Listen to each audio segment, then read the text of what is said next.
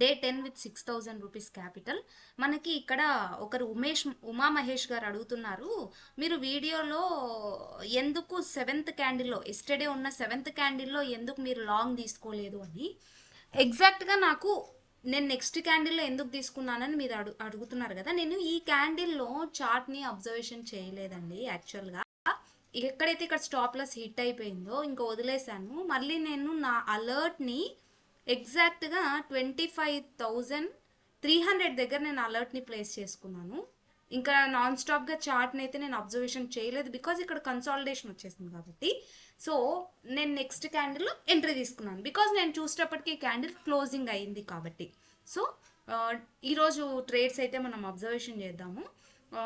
ఈరోజు నాకు నిఫ్టీ కన్నా బ్యాంక్ నిఫ్టీలో ఆపర్చునిటీ అనేది కనిపించింది, బికాజ్ నిఫ్టీలో ఎందుకో మనకి ప్రీమియం హెవీగా ప్రీమియం డికే అనేది నాకు కనిపిస్తుంది. అందుకోసమే నిన్న నేను లాస్ అయ్యాననిపించింది. కాబట్టి నేను ఒకసారి నిఫ్టీలో అయితే ఎలాంటి ట్రేడ్స్ అనేవి ఈరోజు నేను ఎక్కడా కూడా తీసుకోలేదు. బ్యాంక్ నిఫ్టీని చార్ట్ని అబ్జర్వేషన్ చేద్దాము. సో బ్యాంక్ నిఫ్టీలో ఎక్కడ ఎంట్రీ తీసుకున్నాను ఏంటి అనేది నేను మీకు ఇక్కడ చూపిస్తాను. సో బ్యాంక్ నిఫ్టీలో ఎగ్జాక్ట్గా నేను మనకి సిపిఆర్ వచ్చేసేసి ఈరోజు మనకి వైట్ సిపిఆర్ఏ ఫామ్ అయింది. సో ఎక్కడైతే మనకి మార్కెట్ ఓపెన్ కావడమే మనకి డౌన్వర్డ్ నుంచి ఎగ్జాక్ట్గా సిపిఆర్ నుంచి ఓపెన్ అయ్యి సపోర్ట్ S1 టచ్ అయ్యి మళ్ళీ అక్కడి నుంచి మొమెంటం అప్వర్డ్ అయితే స్టార్ట్ అయింది.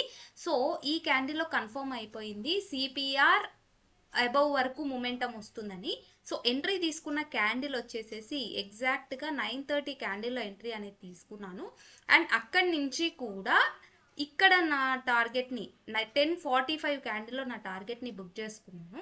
బికాస్ ఇక్కడ నేను తీసుకునేది ప్రీమియం మనకి హెవీగా ఉంటుంది బ్యాంక్ నిఫ్టీలో. సో చాలా అవుట్ ఆఫ్ ద మనీలో నేను ఎంట్రీ తీసుకున్నాను కాబట్టి మనకి ఇంత మొమెంటం వచ్చినా కానీ నాకు వచ్చిన ప్రీమియంలో పెరిగేది అనేది కొద్దిగా లో ఉంటుంది, బికాజ్ మనం చాలా అవుట్ ఆఫ్ ద మనీలో తీసుకున్నాం కాబట్టి.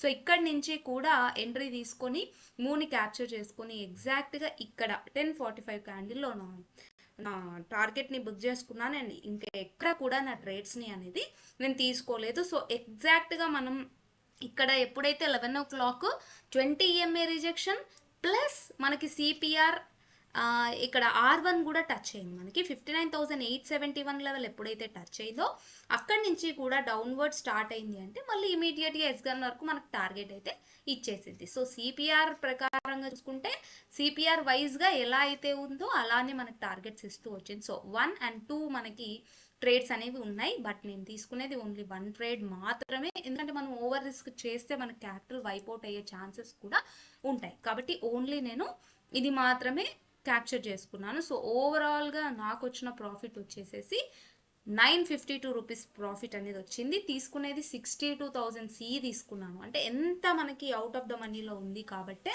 నేను అలా తీసుకున్నాను.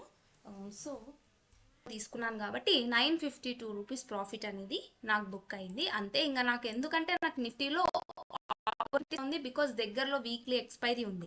అదే మనకు బ్యాంక్ నిఫ్టీలో అయితే మంత్లీ ఎక్స్పైరీ కాబట్టి అంత ఎక్కువగా ప్రీమియం డీకే ఉండదు. సో నేను ఈ ట్రేడ్ని క్యాప్చర్ చేసుకున్నాను.